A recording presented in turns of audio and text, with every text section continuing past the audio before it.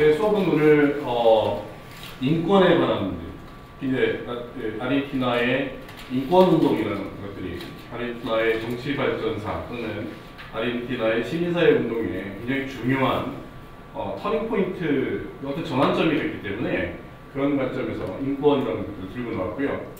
그다음에 기억하실 겁니다. 2001년에서 2003년 아르헨티나의 경제 위기, 우리나라의 1997년의 IMF 위기가 사실은 여러 지역으로 번지면서 마지막에 종점을 찍은 데가 21세기 초반에 들어와서 아르헨티나라는 것이고, 아르헨티나가 경제 위기를 맞으면서 이 경제 위기의 파고를 넘어가는 과정에서 아르헨티나의 시민사회가 다시 한번 노동이라고 하는 이슈로 시민사회 운동을 펼쳐온 경험들이 있기 때문에, 그래서 두 가지 관점에서 설명들을 해드리고, 그것들이 어떻게 보면 하나는 노동권과 굉장히 관련이 있고, 다른 하나는 70년대 아르헨티나의 군부 독재라고 하는 군부가 자국민을 상대로 위해서 마치 우리나라의 1980년대 광주 민주항쟁 사태처럼 더러운 전쟁이라고 하는 그런 어떤 오명의 역사를 가지고 있고, 이 더러운 전쟁 이후에 과거에 어떤 그 인권을 유린당한 많은 어떤 시민사회, 특히 이제 어머니, 할머니, 예를 들어서 이런 어떤 새로운 시민사회 운동이 등장해서 아르헨티나의 어떤 인권 발전이라든지 아니면 사회운동을 지속적으로 오늘날까지도 계속해서 지속적으로 이어오면서 새로운 사회운동의 정체성까지 가져가게 되는 그런 역사들을 가지고 있는 게 아르헨티나라는 나라입니다. 그래서 좀 뭔가 좀 이 두 운동을 케이스 사례 분석을 하는데, 사례 분석을 하지만 사실 이제 뭔가 좀 맥락들을 이해해드리기 위해서 인권이라는 것들, 특히 아르헨티나뿐만 아니고 오늘날 중남미 전체 대륙에서 인권이라는 부분이 어느 정도 발전해 있고, 인간이 가져야 되는 가장 기본적인 권리로서 인권이라는 것들이 기존의 어떤 그 자체 인권 운동뿐만 아니라 다른 어떤 권리들, 예를 들어서 사유권이라든지 자유권이라든지 이런 어떤 제3세계에서 오늘날 나타나는 많은 권리 논쟁으로 확대 발전하고 있는 사례들을 좀 큰 맥락을 짚어보면서 살펴보도록 하겠습니다. 중남미는 기본 상식이지만 33개국이 있습니다. 인구는 6억 정도 됩니다. 그중에 이제 아르헨티나는 사실 이제 중남미를 대표하는 세 나라가 있는데, 멕시코, 아르헨티나, 브라질이라는 나라입니다. 인구 면에서나 경제 면에서나 정치적인 파워 면에서나 이 세 나라를 빼면 중남미 또는 라틴 아메리카가 아닙니다. 그래서 되게 이제 아르헨티나 같은 나라는 인구 면에서 우리나라처럼 한 4천만 정도 넘는 인구군들을 가지고 있고, 아시다시피 탱고로 유명한 나라이고, 백인 소사이어티입니다. 백인들이 전부 다. 그래서 남미의 파리라고 하는 소리를 듣는 그런 국가이기도 하고, 그 다음에 아까 교수님 말씀하셨지만 이 포퓰리즘, 페론이라고 하는 에비타 페론도 있고, 여러분 자주 영화도 보셨겠지만 그런 뭔가 정치 문화들을 가지고 있는 사실은 이제 저이고, 우리나라의 언론에서 대개 이제 대선 국면들마다 나오는 논쟁들이 포퓰리즘 논쟁이 나오는데, 그때마다 이 페론을 꼭 상기시키는 그런 것들이고, 그래서 뭔가 좀 한국 언론이 분석하거나 해석하고 있는 아르헨티나 또는 라틴 아메리카 방식의 포퓰리즘과 오늘 제가 설명드리는 노동운동과도 굉장히 많이 맥이 다 있어서 좀 이따 그런 부분을 좀 살펴보도록 하겠습니다. 발표 순서는 중남미 인권이라는 것들이 뭔가 이론적으로, 개념적으로 아니면 뭔가 거시적으로 어떻게 발전해 왔는가 잠깐 한두 장 정도 이렇게 볼 것 같고요. 그 다음에 NGO 학과입니다, 여기가. 그래서 NGO 관점에서 중남미 지역에서는 NGO들이 어떻게 발전해 왔는가, 그걸 20세기 초반부터 이렇게 좀 시대순으로 좀 이렇게 살펴보는 시간을 갖고요. 그 다음에 핵심이죠. 90년대 이후에 되게 중남미 국가들이 특히 이제 남아프리카, 이 남아메리카 지역의 민주화라는 것들이 1980년대 초반부터 시작이 됩니다. 그 당시 군부 정권들이 다 물러가고 민선 정부들이 등장하면서 민주주의 또는 민주주의로의 전환, 예를 들어서 이런 시기로 옮겨가는데요. 대개 보면 이제 우리나라의 1987년도 민주화라고 하는 뭔가 좀 시기적으로 보면 굉장히 많이 닮아 있는 그래서 민주주의 역사도 우리나라와 좀 비슷한 그런 역사들을 갖고 있다라고 말씀을 드리면서 이 90년대 이후에 뭔가 좀 이제 민주화와 함께 새로운 어떤 경제 발전 모델로 등장했던 신자유주의라고 하는 이 두 사이에서의 어떤 이 불협화음이라는 것들이 사실은 많은 사회운동들을 만들어내고 그런 관점에서 인권 논쟁들을 한번 해보겠고요. 그 다음에 케이스입니다. 두 개죠. 하나는 마드레 데 플라스 데 마시오라고 하는 5월 광장 어머니회라고 하는 시민사회운동. 이 어머니들의 얘기입니다. 가슴을 절절하게 하는 어머니들이 어떻게 한 국가를 움직이는 특히 인권이라고 하는 가장 중요한 이 권리 투쟁에서 승리하게 되는가 이런 부분에서 인권운동을 볼 수가 있고요. 그다음에 말씀드렸듯이 경제 위기에서 새롭게 등장한 실업자 운동이라는 것들. 도대체 실업자 운동이 뭔가 한국 사회에서 실업자 운동이라는 것들을 상상할 수 있을 것인가?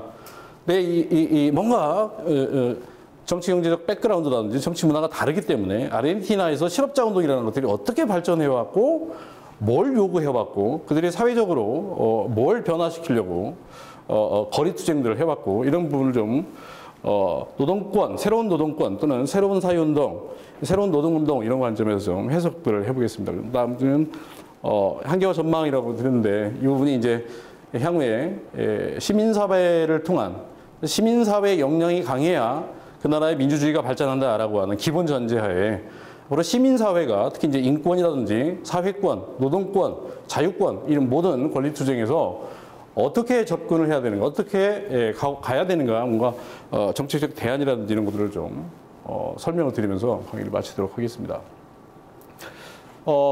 라틴 아메리카 유명한 인권 철학자 중에 한 사람입니다.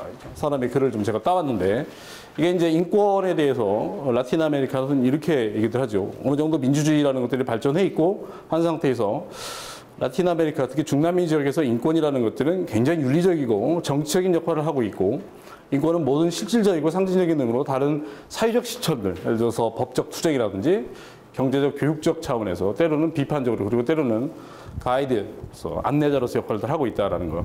그 다음에 역사 인식론 쪽에서 보면 인권이라는 것들은 역사를 자각하게 만드는 그리고 한 나라의 미래를 세우는 다양한 방법이나 모델로서 굉장히 모험적인 주의를 보여주고 있는 보편적 가치로서의 인권들을 갖다가 이렇게 얘기들을 하고 있다는 것들입니다. 기억하실 겁니다. 제1차, 2차 세계대전 이후에 많은 인류가 사실 잘못한 것들에 대해서 인간이 스스로 인간을 보호하지 않으면, 그렇죠? 평화라는 것들은 올 수 없는 것들이고, 기본적으로 1948년 세계 인권선언이라는 것들을 통해서 국제사회가 합의를 하고 이런 부분을 어떻게 각 개별 국가들이 지켜나가고 할 것인가에 대한 많은 논쟁들이 사실은 아카데미에서도 되어 왔는데 중남미 같은 케이스는 굉장히 이제 어떤 보편적 가치로서의 인권이라는 것들의 발전사들을 보게 되면 기본적으로 이런 순서들을 봤습니다. 1세대 인권 수행은 굉장히 기본적으로 정치적 권리라는 것들이죠. 쉽게 얘기해서 뭔가 말할 수 있는 권리, 그죠?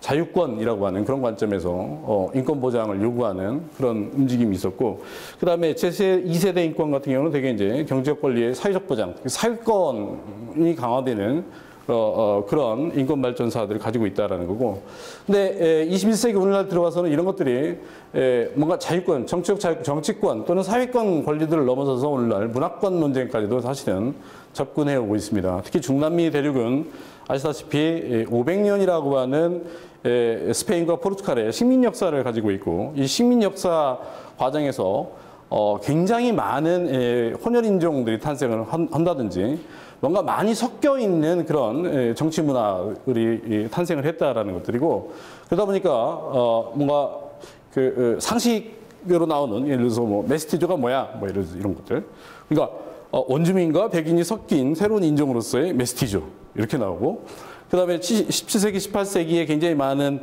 이 중남미 지역에 노동력이 없었기 때문에 아프리카 지역에서 굉장히 많이 노예들을 데려다가 예를 들어서 노동을 시켰던 그래서 흑인 인구들이 굉장히 많이 들어오면서 또다시 인종이 백인과 흑인이 섞인다든지 메스티즈와 흑인이 섞인다든지 굉장히 많은 혼혈 인종들이 사실은 이제 물론 각 개별 국가마다 다르긴 하지만 이렇게 많은 인종들이 살고 있다라는 것들입니다. 근데 그 인종들이 굉장히 계급적으로 차별화된 삶들을 그동안 살아왔다라는 것들이죠. 그래서 인종 색깔이 곧 그 사람의 사회적 지위이고 부를 상징하고 정치적 권력을 상징하고 이런 식의 역사 발전들을 해왔다라는 것들입니다. 근데 이게 물꼬가 터졌습니다. 1980년대 민선 정부들이 들어서면서 이들이 갑자기 목소리를 내기 시작했다라는 거죠. 그동안 계급적으로 억눌려 있거나 목소리를 못 냈던 사람들이 인종적으로 아니면 어떤 그 다인종 또는 다문화주의 이런 컨셉들, 그 다음에 흑인도 또는 원주민도 시민이다라고 하는 새로운 시민권 논쟁들을 촉발시키면서 원주민 운동이라는 것들을 만들어내고 이게 굉장히 많은 변화들을 사실은 가져오게 되는데, 그런 어떤 이네들의 뭔가 사회적 약자라든지 아니면 정치적 소외 또는 사회적 소외를 당했던 이 수많은 어떤 인종 내지는 계급 또는 비계급 이런 모든 것들이 민주화와 함께 1990년대 이후에 등장하면서 인종민주주의를 외치거나 아니면 원주민의 권리를 외치거나 뭐 이러면서 이제 또 다른 어떤 인권의 발전 역사에서 또 다른 어떤 문화권, 예를 들어서 다문화주의, 다인종주의를 허용하라라든지 이런 식의 새로운 어떤 인권 논쟁으로 발전하고 있는 상태다라는 말씀을 드리고요. 80년대에 되게 이제 이 80년대 기점이다 말씀드린 것은 민주화라는 것들이 민선 정부의 등장이라는 것들, 새로운 제도 변화라는 것들이 사실은 80년대 초반부터 시작을 했는데, 이게 변화가 이제 1983년에 아르헨티나의 알폰신 정부라고 하는 민선 정부가 등장을 하고 85년에 브라질에서 민선 정부가 또 등장을 하고 점점 민선 정부로 바뀌어가는 군부 정권, 일당 독재 또는 1인 독재라고 하는 이 권력적 권위주의 모델들이 전부 다 민선 정부로 권력이 이양이 되면서 이제 본무듯이 사실은 민주화의 이행 과정 속에서 많은 일들이 나오는데, 기존의 군부 정권들이 잘못했던 부분을 역사 바로 세우기 작업으로 들어간다든지, 특히 이제 한국도 그런 역사를 가지고 있지만 과거의 어떤 인권 침해 사례에 대해서 진실, 정의, 화해라는 슬로건 하에 과거 청산 작업들을 통해서 민주화를 공고화해내는 그런 역사들을 굉장히 많이 보여준다라는 것들이고, 그 다음에 이 대표적으로 이제 또 다른 섹터, 인권이 아니지만 시민사회 운동들의 어떤 대표적인 사례들을 보게 되면, 아까 말씀드린 민주화와 함께 동시에 등장했던 이 신자유주의라고 하는 새로운 경제 구조조정 정책 하에서, 신자유주의가 되게 이제 민영화, 국가가 그동안 많이 예를 들어서 키워왔던 공기업들을 갖다 전부 다 민간에 매각을 한다든지 아니면 노동법을 개정을 해가지고 노동 유연화를 시킨다든지, 그래서 비정규직이 굉장히 양산된다든지 아니면 규제 완화를 시킨다든지 아니면 이 감세를 한다든지, 그죠? 수많은 어떤 거시경제 구조들이 바뀌어가는 그런 상태에서 뭔가 경제적 휴유증 또는 사회적 휴유증 차원에서 굉장히 많은 예를 들어서 사회적 약자들이 발생하게 되는데, 이런 부분에서 시민사회가 저항을 하면서 사회운동으로 예를 들어서 반응하는 이런 것들이 되게 이제 오늘날 1990년대 이후에 아르헨티나, 특히 라틴 아메리카의 시민사회 운동들의 중요 정체들이라고 볼 수 있습니다. 89년에 이제 베네수엘라의 카라카스 봉기라든지, 이게 1989년에 생각나실 겁니다. 카라카스 봉기가 사실은 오늘날 차베스라고 하는 좌파 정부를 등장시키게 된 중요한 거점이 된다라는 것들이고, 그 다음에 1990년대 에콰도르, 특히 이제 원주민 공동체가 한 국가의 인구 구성에서 굉장히 많은 국가들에서 원주민 운동이라는 것들이 굉장히 촉발돼서 에콰도르라든지 아니면 기타 밑으로 내려와서 많은 중미 국가들에서 원주민 운동들이 굉장히 많이 일어나게 되고, 그 다음에 1994년에 사파티스타라고 하는 멕시코 남부 치아파스 주에서 사파티스타 운동들이 발생을 하게 됩니다. 이게 또 어떻게 보면 이제 원주민 운동 중에 일종이긴 하지만 좀 정체성이 다른 것들이고요. 그 다음에 좀 이따 설명드릴 아르헨티나의 피케테로 운동이라든지, 피케테로는 되게 이제 피켓을 들고, 그죠? 피켓을 들고 뭔가 시위를 한다 이런 의미에서 피케테로라고 부르면서, 이게 스페인어로 피케테로라고 하는 운동으로 정착을 했고요. 그 다음에 칠레 학생 운동, 요새도 난립니다. 칠레에서. 이게 이제 스페인어는 핑귀노라고 하는 펭귄 운동이라고도 하는데, 뭐 1905년 6년에 굉장히 시작을 해서 이 2011년 12년도 굉장히 많이 이제 가끔 여론에서 보면 칠레에서 학생들이 등록금 또는 교육 시스템의 뭔가 변화, 예를 들어서 이런 것들을 요구하면서 학생 운동들이 일어나는데, 펭귄 운동이라고도 부른다는 거죠. 펭귄이 되게 이제 이렇게 펭귄의 색깔들을 보게 되면 학생 교복처럼 이렇게 생긴 이런 거기 때문에 펭귄 운동으로 이렇게 등장을 하면서 이게 이제 대학생들만 운동에 참여하는 것이 아니라 전부 다 이제 고등학생 정도까지도 대대적으로 사실은 이제 나와서 옛날에 우리나라 역사 속에서 굉장히 많은 학생 운동사 그게 역사적으로 반복되는 칠레에서 반복되고 있는 어떤 21세기에 고등학생들이 거리로 나온다 예를 들어서 뭔가 이런 새로운 변화들이 사실은 이제 각계각층, 각계의 사회 부분, 계층,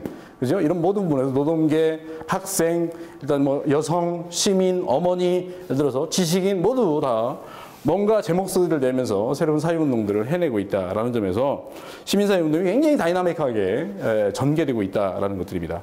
그 다음에 이것들이 이제 어떻게 보면 해석들을 해보면 민주화를 통한 정치적 자유권의 확대라고 하는 측면에서 볼 수가 있고, 그 다음에 사회 소외를 받았던 또는 정책 소외를 받았던 계층들이 민주화와 함께 그들의 목소리를 내기 시작했다라는 관점에서 뭔가 사회 정의, 사회 평등을 요구하는 사회권 논쟁, 사회권 투쟁이라고 하는 점에서 볼 수 있고, 인종들이 그동안의 흑인이라든지 아니면 뭐 브라질의 많은 흑인 인구라든지 아니면 중미 지역의 많은 원주민들이 그동안 잠잠해 있다가 역사적으로 뭔가 차별받는 구조 속에서 뭔가 참어 있다가 하여튼 민주화와 함께 더불어서 민주화라는 것들이 사실 이제 제도적으로 뭔가 바뀌는 것들이죠. 헌법이 바뀌거나 뭔가 다양한 권리를 갖다 시민 권리를 보장해주는 그런 프로세스라면 그 프로세스가 변해가면서 스스로 그들이 가지고 있었던 아니면 뭔가 알지 못했던 권리들을 인식하고 자각하고 이것들을 대대적으로 적극적으로 아주 다이나믹하게 요구하는 이런 과정 속에서 다인종주의 또는 다문화주의, 벌써 뭐 볼리비아라든지 아니면 이런 나라에서는 이 다문화주의라는 것들이 그 나라의 헌법 안으로 일정 들어가서 제도 변화까지 일으키고 있는 그런 것들입니다. 그래서 문화권 투쟁이라든지 그 다음에 다양한 문화, 기존의 막스 또는 막시즘 관점에서 보는 계급 투쟁이 아니라 뭔가 새로운 어떤 이슈 또는 새로운 정체성, 뉴 아이덴티티라는 것들을 가지고 새로운 분야에서 굉장히 많은 섹터에서 사실은 뭔가 기존의 전통 방식의 노동운동이 되게 막시즘을 기초로 해서 계급이라고 하는 뭔가 구조적인 어떤 갈등, 이 측면에서 계급 갈등 속에서 노동운동이나 아니면 농민운동 이런 것들이 전통적으로 이루어졌다면 오늘날에는 새로운 어떤 정체성들, 예를 들어서 환경운동이라든지 여성운동이라든지 실업자라든지 사회 소외 계층이라든지 이런 모든 다양한 섹터에서 물밀듯이 사실은 사회운동이 새로운 뉴하다라고 하는 그런 개념으로 전개가 되고 있다라는 것들이고, 그래서 기존의 어떤 어떤 계급 연대라고 하는 측면에서 둥그렇게 무리를 지어서 굉장히 큰 규모, 대규모로 어떤 국가 전복을 외친다든지 아니면 혁명을 요구한다든지 이런 개념들이 아니라 사실은 이런 운동들은 기본적으로 특징들을 보게 되면 국가 전복이라든지 아니면 국가의 권력을 갖다가 바꾼다든지 이런 어떤 요구들은 하지 않는 상태에서 스스로 자기들이 처해 있는 그런 어떤 섹터들, 예를 들어서 환경이면 환경 부분에 대한 어떤 질적인 개선 또는 환경 정의 뭐 이런 것들을 축으로 해서 사실은 사회운동들을 강화해 오고 있다. 이게 이제 오늘날 유럽의 사회운동을 공부하는 수많은 학자들이 얘기하는 신사회운동이라고 하는 측면에서 접근해보면 이런 뭔가 변화들이 사실은 등장하고 있다는 것들입니다.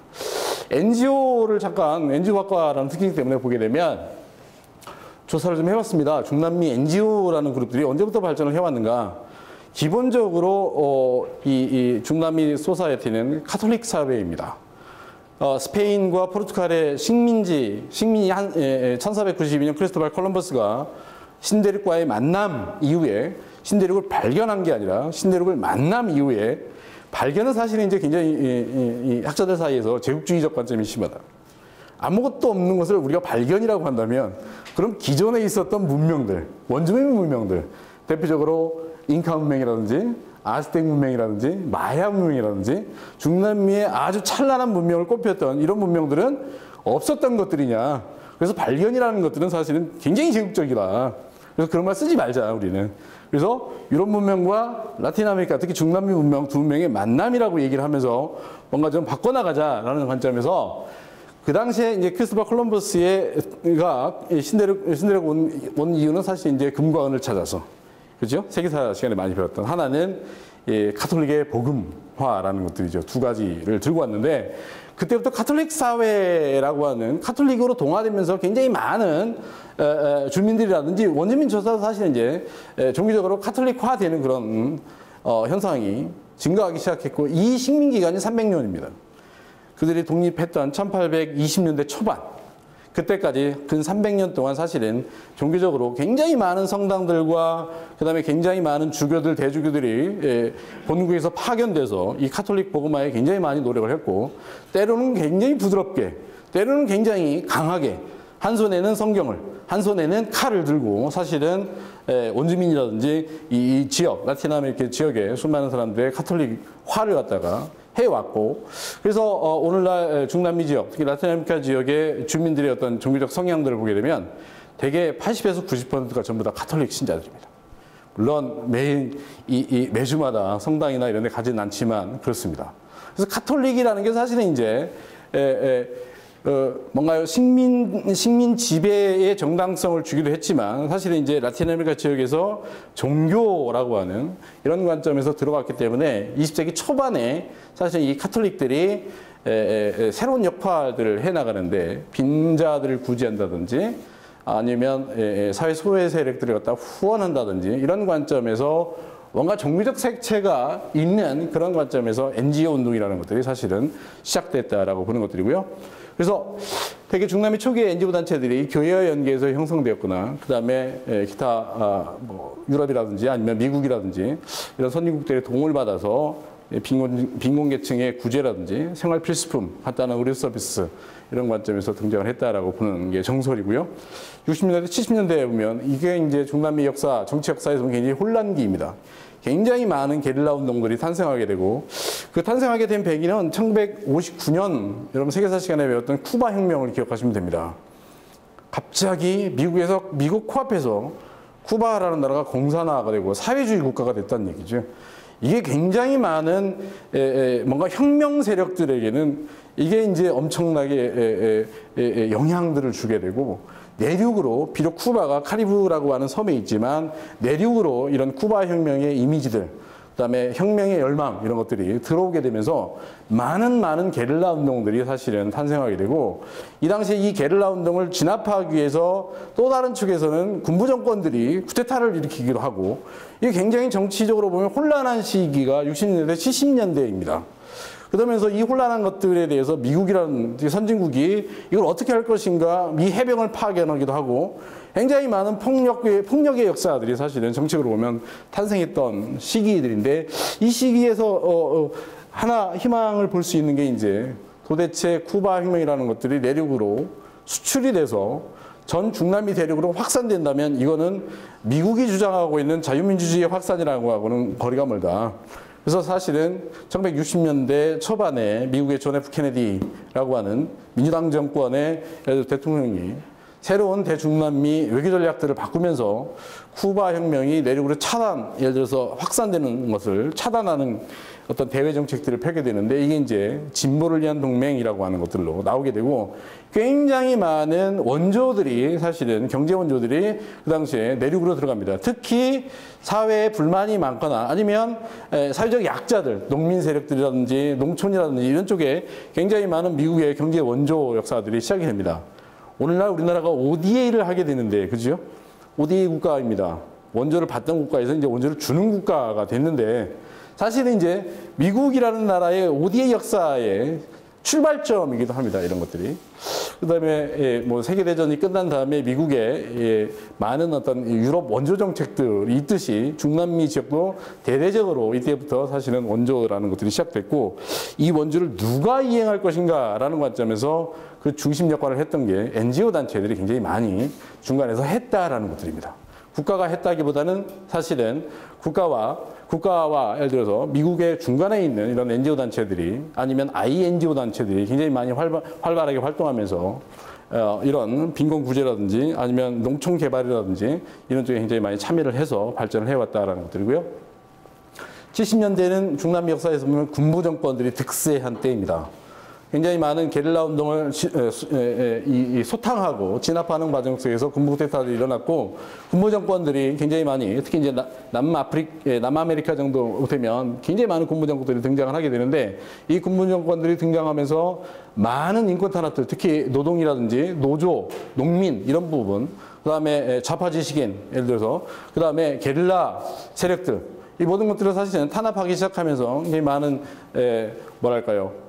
군부 독재를 강화해가는 그런 시기였는데 이 당시에 사실 이제 NGO들은 어떻게 보면 뭔가 좀 거리감이 있었다라는 것들입니다. 게릴라 운동도 아니었고, 그렇죠? 그다음에 노동운동이나 농민운동 이런 세력들을 예를 들어서 대신해서 시민사회를 대변할 수 있는 유일한 세력으로서 NGO 운동 또는 NGO 단체들이 존재했기 때문에 뭔가 좀 제한적이나마 시민사회를 대변할 수 있는 양적 질적 팽창의 계기가 된 그런 시기가 70년대라는 것들이고 80년대에 들어오면 이제 이게 문제입니다. 80년대에 들어오면 민선 정부들이 들어서면서 이 군부 정권 때의 세력을 키웠던 NGO 단체들 또는 INGO 단체들이 예를 들어서 새로운 민선 정부가 새로운 어떤 국가를 건설하는 과정에 파트너십으로 들어가는 세력도 있고 특히 대표적으로 이제 칠레 케이스들이 그런데 아니면 스스로 시민사회와 정치사회 중간에서 굉장히 non-government organization이라고 하는 그들의 정체성상 비정부 기구라고 하는 정체성상 그들의 정체성을 독립적으로 유지하려고 하는 그런 NGO들도 있고 이제 갈등에 빠지게 되는 게 사실은 이제 민주화가 진행되면서 그렇습니다. 적극적으로 정치에 참여할 것인가? 라는 부분과 아니다 여전히 객관적으로 뭔가 시민사회 정치사회 중간에 남아서 권력을 감시하거나 모니터링하거나 예를 들어서 단순히 어떤 비판 세력으로 남을 것인가 이런 고민들이 사실은 80년대 초반부터 진행이 됐다라는 것들이고 그 다음에 90년대에 들어오면 이제 불협화음 시대라고 제가 말씀드렸는데 80년대 정도 되면 중남미 국가들이 여러분 잘 아시는 외채 도미노 현상이 빠집니다. 80년대 되면은 많은 국가들이 외채를 굉장히 많이 줘서 경제 위기 상태로 들어가는 거죠. 그동안의 경제 발전을 위해서 많은 차관들을 빌려왔는데 이 차관들을 못 갚는 이런 상태들이 되게 되고 많은 국가들이 외채 위기와 함께 경제 위기로 빠져들어갑니다.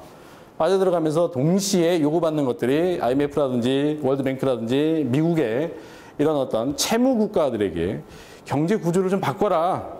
라고 받는 게 이제 신자유주의라고 하는 경제 구조 조정이라는 것들이죠. 외채 위기라는 것들이 왜 발생했느냐 도대체. 심플하게 보면 이렇습니다. 많은 중남미의 정치 지도자들이 중남미 개별 국가에서 경제 발전이라는 것들을 한번 해보겠다. 시도를 했습니다. 안 한 정권이 더 이상한 거죠. 했는데 그런 시도들이 굉장히 많이 이 라틴 아메리카 정치 발전 역사를 보면 실패를 거듭해 왔다는 겁니다. 대표적으로 포퓰리즘 정권들이 그런 시도를 처음에 했습니다.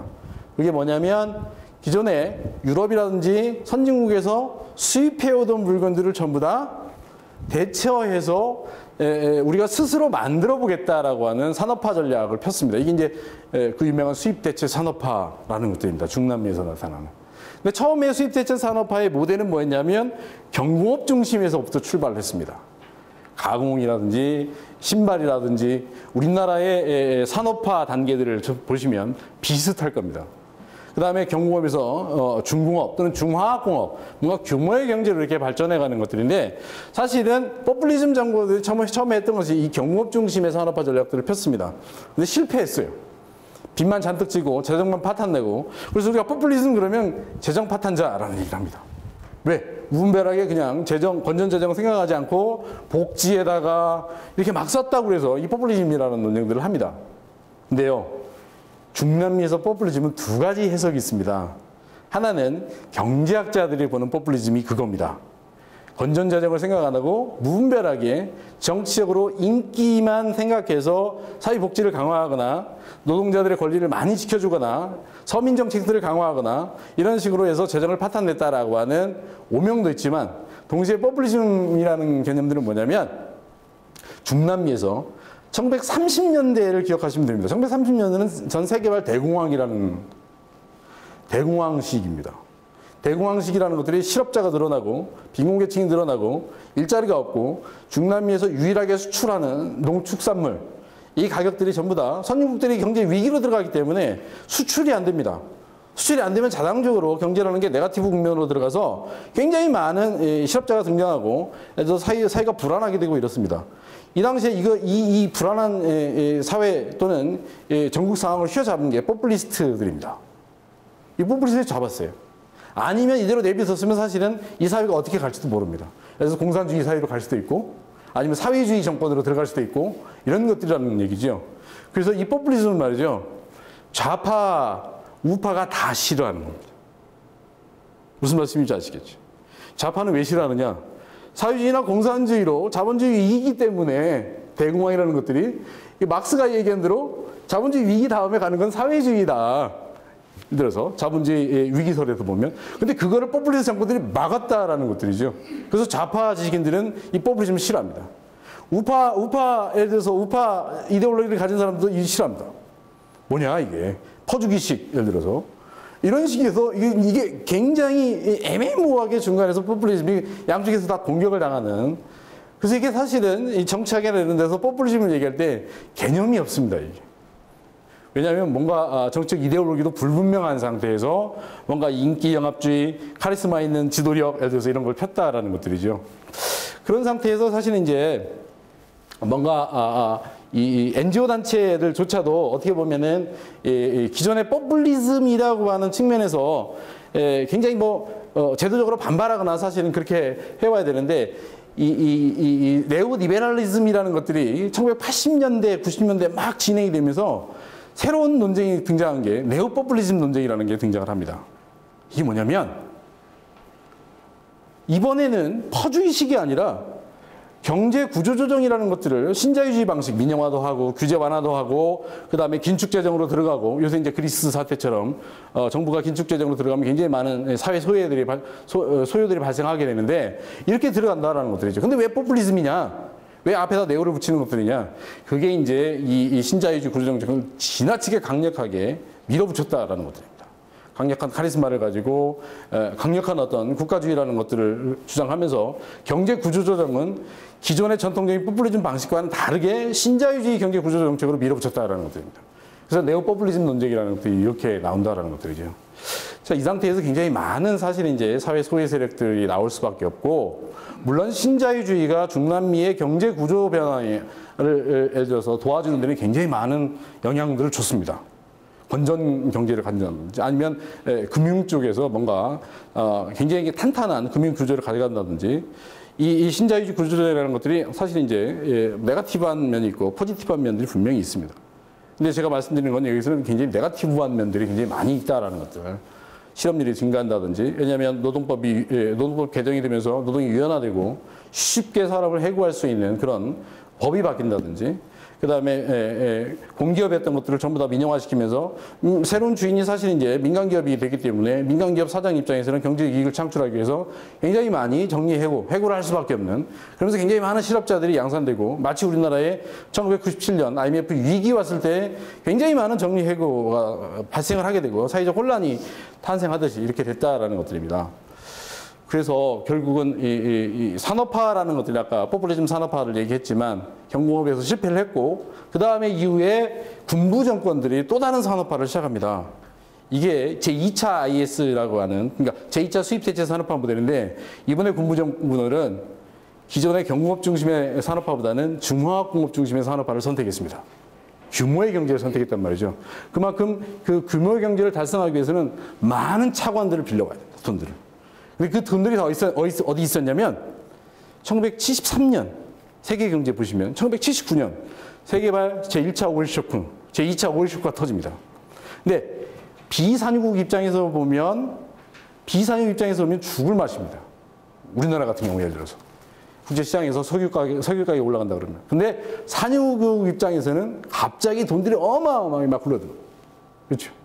오일머니라는 것들이 막 들어오면서, 근데 오일머니가 땅속에 묻어지는 거 아닙니다. 재투자돼야 됩니다, 어디로. 근데 그 오일머니들이 전부 다 중남미 지역에 있는 군부정권 손으로 다 들어갔습니다. 차관을 다 알려줬어요.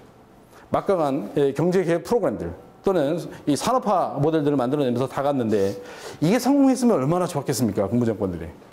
실패를 했다라는 것들이죠, 여전히. 물론 수입대체 산업화 실패의 원인들은 경제학자들 또는 정치 경제를 공부하는 사람들이 많이 찾아냅니다. 예를 들어서 뭐 중남미 지역은 현재 33개국인데 인구가 6억밖에 안 된다. 중국 한 나라보다 인구가 적다. 소비 시장이 이렇게 작은데 생산해봤자 뭐느냐 이게. 내수 시장이 없는데 예를 들어서. 그런 논리부터 해서 처음부터 기술이 없었다. 기술이 없었는데 새로운 산업화를 하려고 보니까 유럽이나 선진국에서 기술을 가져오는데 오히려 배보다 배꼽이 더 크다. 차라리 수입해서 쓰는 자동차를 직접 생산하는 것보다도 유럽에서 자동차를 수입해다가 타고 다니는 게 더 싸다라고 하는 그런 경제 구조를 갖게 된다면 이게 산업화가 실패할 수밖에 없는 그런 구조로 들어간다는 것들입니다. 그래서 어떻게 보면 많은 산업화 모델에서 실패를 하게 되고 그 다음에 이 신자유주의 정책들이 받아들여지고 그 다음에 80년대 외채 위기 와서 이 외채 위기를 극복해보자는 과정에서 신자유주의가 들어왔고 신자유주의 이후에 많은 빈곤, 불평등, 실업들이 발생하게 된다는 것들입니다. 이대로 내비두면 사회 문제로 그냥 남게 되지만 시민사회가 이런 부분에 대해서 사실은 기존의 군부 정권이었다든지 옛날에 전통적으로 포퓰리즘 정권이었다면 다른 대처들 또는 다른 대응들을 했겠지만 이제는 뭐가 있냐면 민주화 또는 민주주의라고 하는 보루가 있다는 것들입니다. 스스로 이 문제에 대해서 기존에는 예를 들어서 내 처지가 그죠? 내 처지가 이렇기 때문에 사실은 아니면 내가 못 배웠기 때문에 뭐 이런 상태에서 참고 견디거나 이렇게 되지만 오늘날 민주화라고 하는 새로운 제도 발전 틀 속에서 막강하게 스스로 그들이 갖고 있는 기본적인 사회권이라든지 그죠? 내가 실업자지만 아주 존엄한 직업을 가질 수 있는 권리를 나는 갖고 태어났다라든지 이런 뭔가 사회 변화 또는 인식의 변화 틈 속에서 굉장히 많은 사회 운동들을 할 수 있게 되었다라는 것입니다. 이게 이제 우리가 오늘 얘기하는 라틴 아메리카 시민사회 운동에서 가장 중요한 맥락이 된 민주주의라는 것과 신자유주의 사이의 불협화음 사이에서 그 틈새 사이에서 시민사회 운동이라는 것들이 많이 등장할 수밖에 없다라는 것들입니다. 되게 이제 공격들을 많이 하죠. 신자유주의자들이 결국은 민주주의, 인권을 막 강조하는데 이것들이 다 선제 공격들이다. 뭔가 향후에 있을 수많은 어떤 그 사회적 불안이라든지 사회 소외 문제를 갖다가 미리 인권이라는 보호막을 치면서 선제 공격한다. 이 자본주의의 공격이다라든지 이제 좌파 지식인들이 굉장히 이제 이런 관점에서 보는 것들이고요. 그 다음에 저강도 민주주의 얘기를 많이 합니다. 보호를 받지 못한다. 예를 들어서 민주주의라는 것들은 사실 이제 우리가 두 가지로 해석을 하는데 물론 다 민주주의가 다 다릅니다. 아시죠? 그죠? 이슬람 국가에 가서 민주주의를 얘기하면 그 나라의 민주주의는 코란입니다. 그렇죠? 코란입니다. 빈곤 국가에 가서 민주주의를 얘기하면 그 나라의 민주주의는 밥입니다. 밥일 수밖에 없죠. 다 다릅니다. 뭔가 정치 상황이나 경제 상황이 굉장히 다른데 이 중남미의 민주주의라는 것은 지금 한 30년 정도 흘렀는데 1990년대, 그 다음에 2000년대 이렇게 들어오면 제도와 절차 민주주의는 완성이 됩니다. 다시 말해서 뭐냐면 제도와 절차 민주주의라는 것들이 뭐냐면 주기적으로 선거를 통해서 예를 들어서 새로운 정권을 뽑는 것. 기본적으로 국민들의 참정권을 보장하는 사이에 제도와 절차 민주주의라는 것들의 완성 이거죠. 근데 다른 한편으로 보면 이게 우리가 이제 정책자들에게는 양적 민주주의의 발전이라는 것들이고 질적 민주주의라고 하는 the quality of democracy라는 것들은 사실은 이 민주주의라는 것들을 국민 개개인이 뭔가 느끼고 향유하고 이런 권리들을 갖다가 되게 발전시키는 겁니다. 그러니까 굉장히 세세한 분야까지도 사실은 국민들에게 기본권을 더 확장시켜준다든지 국민들이 가져가야 되는 시민권, 자유권, 사회권들을 좀 더 많이 누리도록 보편적으로 허용하는 그런 시스템으로 가야 되는 것들이 오늘날 얘기하는 질적 민주주의고 이것들이 이제 민주주의의 공고화라고 하는 얘기들로 나오는 것들이라는 것들이죠. 근데 이게 여전히 안 된다. 제도와 절차상으로 그래 4년마다 선거한다. 그렇죠? 가서 찍고 이게 이제 어떻게 보면 양적 민주주의라는 것들 또는 제도적 민주주의라는 것들은 또는 헌법이라는 것들은 계속해서 되지만 여전히 질적 민주주의라는 것들은 보장해주지 못하는 그런 사회 구조를 가지고 있거나 그런 문화들을 가지고 있다라는 관점에서 저강도 민주주의라는 것들을 얘기한다라는 거죠. 이게 대표적으로 이제 제가 읽어보면 이런 것들입니다. 오늘날 저강도 민주주의라는 것들이 교육 속에서 어떻게 나타나는가 중남미 교육 현장에서 여기 보면 많은 교육, 뭐, 대학 교육도 있고, 고등학교 교육도 있지만, 이렇게 보면, 아주 대표적으로 좀 상징적으로 보여주는 게 그렇습니다. 거꾸로 된 세상의 학교의 교과 과정은 불의와 인종차별주의와 남성우월주의라는 기본 과정을 거쳐서 본 과정에서는 공포에 대한 강의를 통해 공포를 가르치고 학생들에게 뭐 길들이고 그다음에 실용 과정에서는 윤리학 강에서는 뭐 친구 사귀기, 성공하기 예를 들어서 이런 것들을 가르치고 마지막 소통 불능을 가르치고 뭔가 이런 이게 되게 이제 한 유명한 저자의 그래서 이렇게 따온글들인데 뭔가 여전히 이 과정 속에서 뭔가 질적 민주주의로 가지 못하는 진짜 가장 중요한 이 교육권, 예를 들어서 교육 현장 속에서도 사실은 이렇게 다른 얘기들을 하고 있는 상태에서 저항도 민주주의라는 것들은 계속해서 진행될 수밖에 없다라는 것들입니다. 그다음에 또 다른 하나 나오는 게 되게 이제 중남미 정치학자에서 유명한 오도넬이라는 학자인데 저항도 민주주의와 함께 위민주주의라는 것들을 얘기합니다. 민주주의가 그래 제도적으로 절차적으로 많이 발전해 오긴 했다라는 것들인데 위민주주의의 델레가티브 데모크라시의 골자는 뭐냐면 대통령을 뽑습니다. 대통령을 뽑아요. 근데 이 대통령은 사실은 뽑혀서 국정을 운영하지만 기본적으로 견제와 균형의 원리에 의해서 권력이 철저하게 삼권분립화해서 감시를 당하거나 아니면 제4권력인 시민사회에 예를 들어서 정확하게 모니터링을 당하거나 여론의 주목을 받거나 여론의 비판을 받거나 이렇게 당해야 된다는 것들인데 중남미에서의 행정부 특히 대통령의 권한이라는 것들은 너무너무 막강하다. 그래서 뽑히기 전과 뽑힌 후에 권력의 행사하는 것들을 보게 되면 이게 드러나는데 기본적으로 위민주주의라는 게 국민의 위임을 받아서 사실은 권력을 행사하거나 이런 사람이 갑자기 국민의 위에 서게 되는 이런 역할들을 한다. 되게 이제 소통불능을 얘기하거나 아니면 이런 걸 얘기할 때 위민주주의의 정치 특징이 있다라고 얘기들을 하는데 대표적으로 그렇습니다. 대통령령이라는 게 있어요. 그렇죠? 갑자기 대통령령이라는 게 있고 하나는 헌법이라는 게 있습니다. 근데 중남미의 이상하게 왕망 이 대통령령이 한 나라의 헌법에 의해서 작동하는 것들이 있습니다. 그런 계기가 왕왕이기 때문에 이런 사례들이 되게 이제 위민주주의의 어떤 기본을 나타내주는 그런 것들이다라는 것들이고 시간이 없어서 제가 골자만 이렇게 얘기하겠습니다. 그 다음에 21세기, 19세기, 뭐 1990년대 21세기 사이에 수많은 시민 사회운동들이 등장하게 되는데 원주민 운동이라든지 실업자 운동, 환경 운동, 여성 운동, 그 다음에 평화 운동, 게이 레즈비언 운동 이게 이제 그 다음에 오늘날 아르헨티나에서는 되게 여성이 어보이션 할 수 있는 권리, 낙태할 수 있는 권리, 카톨릭 사회이기 때문에 뭔가 종교적으로 그렇죠? 여성이 스스로 뭔가를 선택할 수 있는 권리, 여성권 이런 부분에서 굉장히 지금 핫 이슈인 상태입니다. 근데 한 나라가 카톨리기즘이 굉장히 종교적으로 강하고 이러면 이 낙태권은 없습니다. 제도적으로 없어요. 근데 그러면 아르헨티나 여성들이 낙태를 하고 싶어하는 여성들은 어디로 가야 되는 것들이냐? 그래서 뜬 INGO 단체들이 있습니다. 이게 이제 국경 없는 의사회라고 하는 INGO들이 가끔 큰 의료 선박을 몰고 부에노스아이레스 가까운 항구로 들어갑니다. 그날은 여성들이 낙태를 원하는 여성들이 그 배에 오르는 날입니다. 왜냐하면 항구 밖 예를 들어서 영토성이 없고 법이라는 것들이 그죠? 그 밖에 있는 비영토권 내에서 행해지기 때문에 이런 일들이 왕왕 발생하는 것들입니다. 이런 사태들이 사실 오늘날 뭔가 게이 레즈비언 새로운 어떤 그 성을 선택할 수 있는 권리라든지 이런 많은 운동으로 사실은 새로운 운동으로 등장들을 하고 있다라는 것들이고 그 다음에 중요한 것들이 이제 사실은 아까 좀 이따 노동운동에서 얘기했지만 자유권과 사회권 사이의 우선 갈등이라는 요소가 있습니다. 이게 이제 굉장히 재밌는 논리인데 우리나라도 왕왕 이런 게 있습니다. 우리나라에 집시법이라는 것들도 있고 많이 있습니다. 있는데 자유권이라는 것들은 사실은 내가 데모할 수 있는 권리, 노동 3권의 보장, 예를 들어서 이런 부분에서 뭔가 정책 자유권이라는 것들을 얘기한다면 사회권이라는 것들은 내가 빵을 먹을 수 있는 권리, 내가 실업자가 됐는데 정부가 실업수당을 줘야 된다. 기본적으로 받아야 되는 것들이고 정부는 왜 존재하느냐? 정부라는 게 왜 공공 서비스, 퍼블릭 서비스를 왜 해야 되는 것들인가? 그렇죠? 그 서비스를 하기 위해서 존재하는 게 정부라고 한다면은 사실은 사회권. 이 두 사이에 갈등이 있습니다. 배고파요. 실업자예요. 돈이 없어. 돈이 없는데 가만히 있으면 죽어요.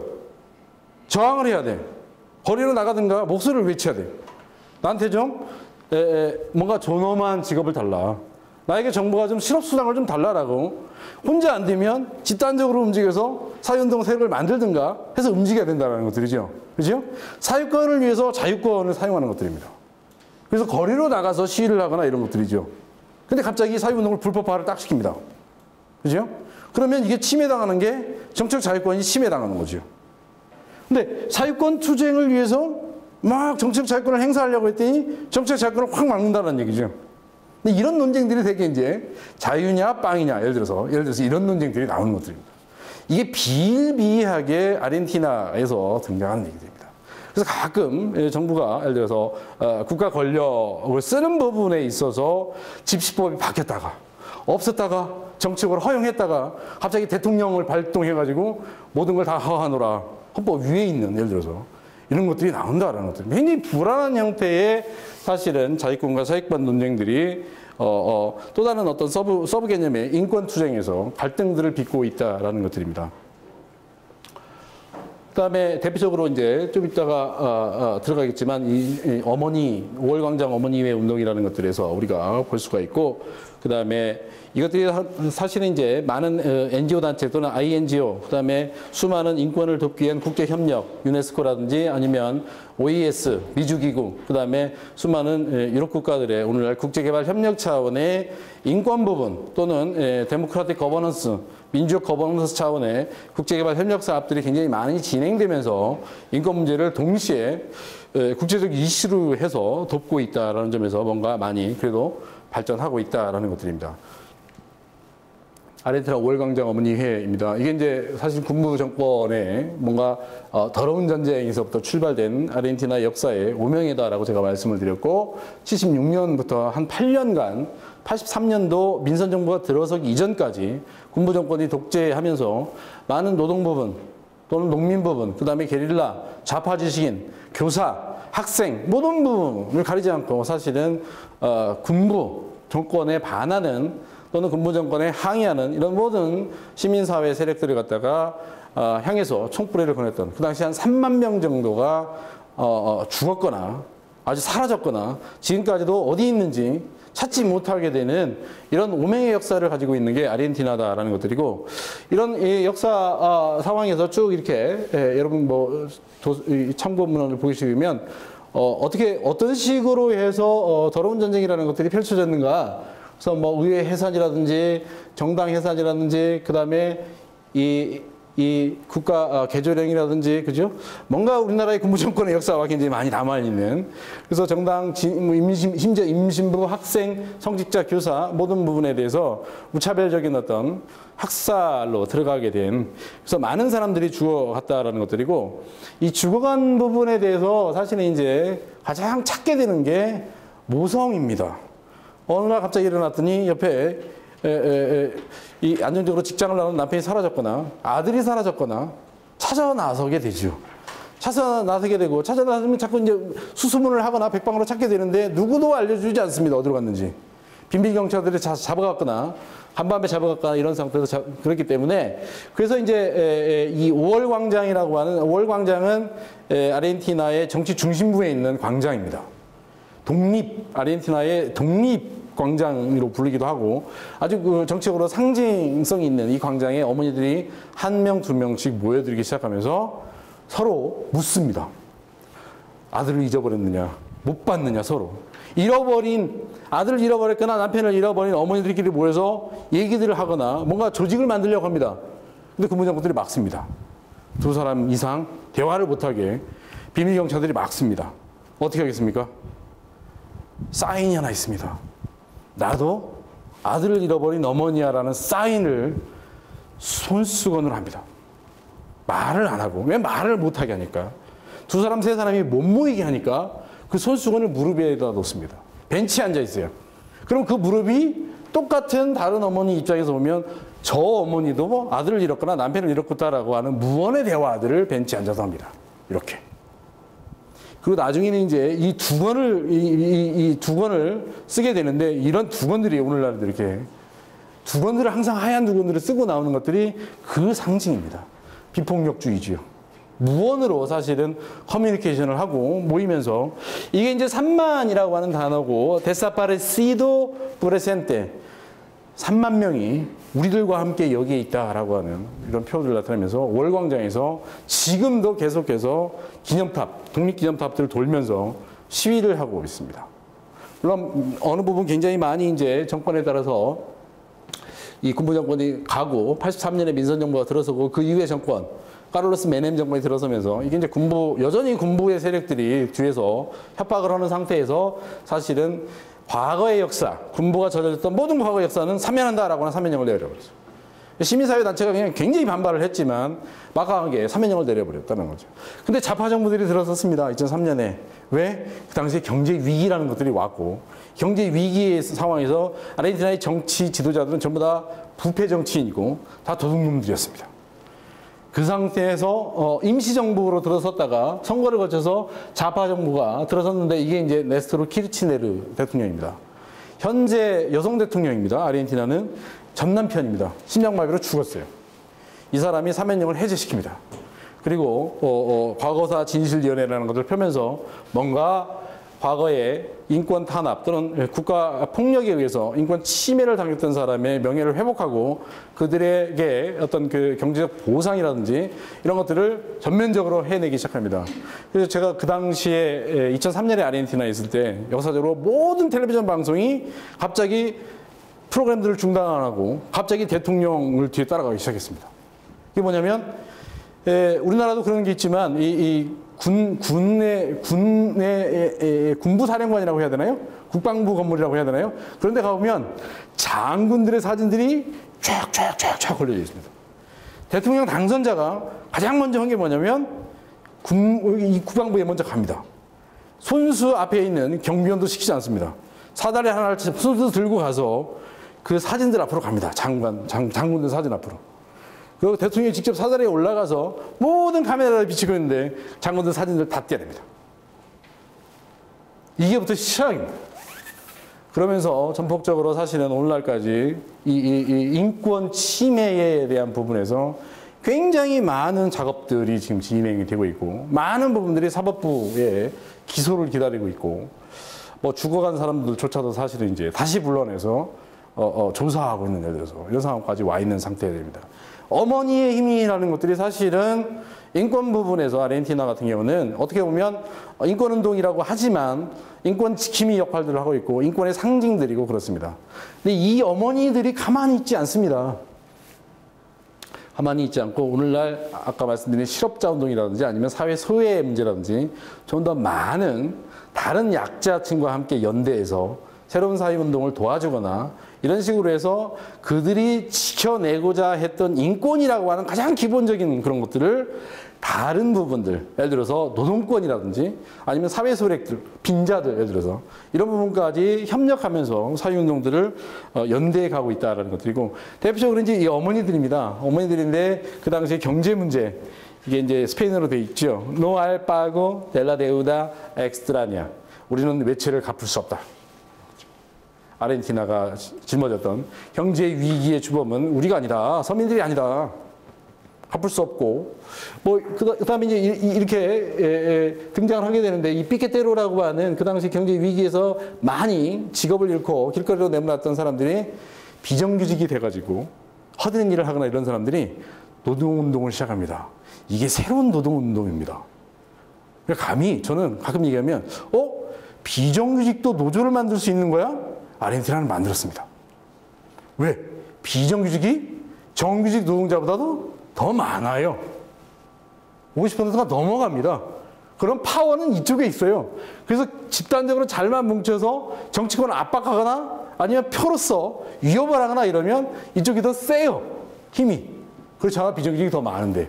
근데 비정규직이 연대가 안 돼. 근데 아르헨티나는 연대했어요. 이 비정규직들이 전부 다. 그래서 새로운 운동 방식들을 발굴해낸다라는 것들입니다. 이게 굉장히 무서운 것들입니다. 이게 아르헨티나뿐만 아니라 이 운동이, 이 개념들이 사실은 라틴 아메리카 전역으로 막 수출되는, 예를 들어서. 그 이들이 어떤 운동 방식이 굉장히 이게 이제 사회 소외, 정치성을 보면 사회 소외 세력이다, 정치 소외 세력이다, 그 다음에 아르헨티나의 굉장히 중요한 페로니즘의 영향을 받아서 사실은 그들의 정체성을 만들어냈다, 집단적인 어떤 사회운동화 됐다라는 것들이고, 가장 중요한 방식이 이겁니다. 우리나라에서 이거 했다면 큰일 납니다. 집시법 위반입니다. 뭡니까 이게? 길거리 차단입니다. 길거리의 차단, 교통로의 차단, 도로의 차단. 이게 운동이 뭐냐면, 새로운 사회운동이라고 사회운동 방법 중에 얘기하지만, 이게 웃긴 게 뭐냐면, 이거는 아르헨티나 자체에서 집시법 위반입니다. 왜요? 교통을 차단하게 하면 물류가 마비됩니다. 자본주의의 꽃은 생산도 있고 소비도 있지만 중간에서 물류를 잘 나누는 겁니다. 우리나라의 경제 발전이 속도가 빠르거나 우리나라의 자본주의가 강한 거는 택배입니다. 지독스럽게 빠르거든요. 이거는 말이죠. 이 스피드라는 것들이 빨리빨리라고 하는 문화도 있지만 이게 시스템적으로 굉장히 잘 돼 있으면 굉장히 빨리빨리 발전하게 되는 거죠. 이걸 막아버린다라는 것들입니다. 상징적으로 도로를 차단하는 것들은. 우리나라에서 이거 하면 큰일 납니다. 근데 이렇게 이거 그냥 허용합니다. 정부에서 그냥 내비둬요. 될 수밖에 없어요. 그래서 모든 전국의 고속도로를 갑자기 일시에 전국 고속도로를 마비시켜버립니다. 이렇게 되면. 많은 요구들을 이렇게 하지요. 그 다음에 월광장 어머니들이 전폭적으로 이 실업자 운동에 동조하기 시작하면서 새로운 어떤 시민사회 연대에 내서 이런 운동들이 가능해지고, 그 다음에 그 정치 쟁점화 이런 것들 속에서 아까 말씀드린 사회권과 정치권 투쟁 이런 것들이 사실은 이제 줄줄이 사실은 이렇게 실업자 운동 상태에서 진행이 된다라는 것들이고, 그다음에 말씀드리고 싶은 건 이것들이 기존의 전통적인 노조 운동과 다르게 새로운 어떤 방식의 노동 운동으로 뭔가 좀 새로운 정체성을 갖게 되는 그런 분석들도 오늘날 나오고 있다라는 것들이고, 그다음에 21세기 중남미 시민운동 NGO 그룹의 어떤 선택의 문제, 그다음에 딜레마 이런 것들은 사실 인권 NGO들이 굉장히 많은데 이제는 이제 딜레마에 빠져 있다. 결국 인권교육에서 다양한 이슈, 환경이라든지 환경권, 사회권, 그죠? 수많은 섹터와 분야와 그다음에 정체성들이 뉴 아이덴티티들이 나오면서 이런 부분을 다 어떻게 포괄해 낼 것인가라는 문제들, 그다음에 인권 개념을 가장 기본적인 인권 개념을 그들의 각자 나눠져 있거나 분리되어 있는 이런 수많은 운동들 속에서 뭔가 구체적인 어떤 목적과 도구로 활용할 수 있을 것인가라고 하는 그런 문제들, 그다음에 인권 개념의 통합 분열, 너무나 많은 예를 들어서 환경권, 사회권, 노동권 많은 어떤 권리들이 이렇게 있기 때문에 그런 부분에서 사실은 서로 섹터별로 분열이 될 수 있는데, 이것들을 인권이라고 하는 굉장히 기본적인 또는 보편적 권리로서 인권을 중간에 놓고 어떻게 통합시켜 나갈 것인가라는 문제들, 그 다음에 인권교육에 대한 파트너십입니다. 시민사회가 할 수가 없습니다. 이거는 공무원이라든지, 그죠? 뭔가 정치사회에 함께 사실은 풀어나가야 되는데, 여전히 인권운동 또는 인권의 개념을 시민사회에게 맡겨놓는다. 이거는 사실은 현 상태에서, 그냥 현상 유지 상태에서는 만족할 수 있겠지만, 사실은 제도적으로 더 발전해 나가고, 더 많은 인권 개념들을, 예를 들어서 정치사회까지, 의회, 정당, 국회, 행정부 다 들어가서 파트너십을 강화해 가야 된다는 것들, 그 다음에 교사들은 단순하게 교과 과정 속에서 인권의 중요성을 가르치는 커리큘럼만 가르치는 그런 사람들이 아니다라는 것들입니다. 스스로 뭔가 새로운 인권이라는 것들을 개발해내서 훈육자로서의 교육자가 아니라 진짜 인권으로 무장한 그런 교육과들, 이런 부분에서 사실 이제 유럽이라든지 아니면 미국 이런 데서 많은 국제개발 협력 사업들이 새로운 어떤 인권 교육 커리큘럼, 정규과정, 시스템 이런 데 국제개발 협력 차원의 보조들을 굉장히 많이 하고 있는 이런 것들입니다. 혹시 개발 협력까지, 한국의 ODA 사업의 개발 협력까지 교육 부분에서 강화된다면 사실은 이런 부분에서 들어가야 될 것이다 라는 것들입니다. 마치도록 하겠습니다. 고맙습니다.